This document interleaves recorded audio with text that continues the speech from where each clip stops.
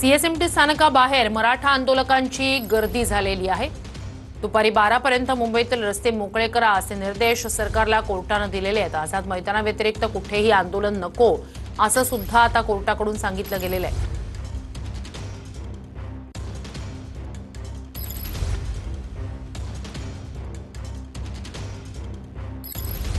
CSMT स्थानकाबाहेर मोठ्या प्रमाणात आंदोलक जमलेत। आझाद मैदानात सुद्धा मोठ्या संख्येने आंदोलक आहेत। अधिक जाणून घेऊया आपले प्रतिनिधी निवृत्ती बाबर यांच्याकडून। निवृत्ती, सीएसएमटी स्थानकाबाहेर मोठ्या संख्येने आंदोलक जमल्याचं कळतंय, काय अपडेट्स आहेत, तिथली दृश्य दाखवू शकाल? नक्कीच श्रुती, आपण पाहतोय की 12 वाजेपर्यंत रस्त्यावरती कुठेही आंदोलन करू देऊ नका। 12 नंतर संपूर्ण रस्ते खाली करण्याचे आदेश कोर्टाने जे आहेत ते प्रशासनाला दिले आहेत। आझाद मैदाना व्यतिरिक्त कुठेही आंदोलन होऊ देऊ नका असं कोर्टाने आदेश दिलेले आहेत। परंतु आपण छत्रपती शिवाजी महाराज टर्मिनस आणि मुंबई महानगरपालिकेचे जे मुख्यालय आहे त्या मुख्यालयाच्या समोर आपण पाहू शकतो की मोठ्या प्रमाणात अजून देखील मराठा बांधव जे आहेत ते या ठिकाणी जमा झाल्याचं आपल्याला पाहायला मिळतंय।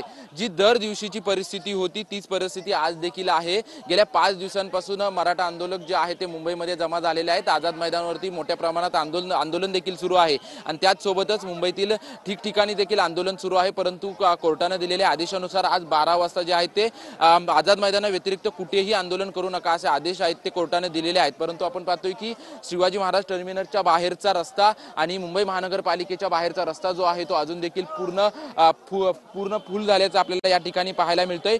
पोलीस बंदोबस्त देखील या ठिकाणी मोठ्या प्रमाणात तैनात आहे आणि मराठा बांधवांसाठी जे खाण्यापिण्यासाठी जे साहित्य आणलेले ट्रक आणि टेम्पो जे आहेत ते टेम्पो देखील याच ठिकाणी लावण्यात आल्याचं आपल्याला पाहायला मिळतंय। मुंबई महानगरपालिकेकडून जे आहे ते सर्व मराठा आंदोलकांची काळजी घेतली जाते, संपूर्ण साफसफाई जी आहे ते या ठिकाणची केली जाते। परंतु 12 पर्यंत नक्कीच निवृत्ती, नक्कीच अपडेट्स घेत राहणार आहोतच। थेट जाणार आहोत सीएसएमटी स्थानकात। आपले प्रतिनिधी अजिंक्य धायगुडे उपस्थित आहेत।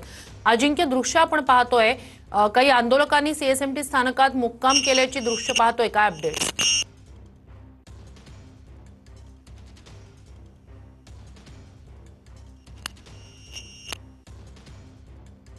महाराष्ट्रभरातून आलेले आहेत आणि ज्या ठिकाणी हे सगळं आंदोलन सुरू आहे त्या ठिकाणी कोणतंही आराम करण्याचं किंवा विसावा घेण्याची कोणतीही सोय नसल्यामुळे आता जे आंदोलक आहेत ते गेल्या 4 ते 5 दिवसांपासून या सीएसएमटी स्थानकाचा जो प्लॅटफॉर्म आहे या प्लॅटफॉर्मवर रात्री झोपत आहेत आणि सकाळी उठून पुन्हा आझाद मैदानाकडे जात आहेत।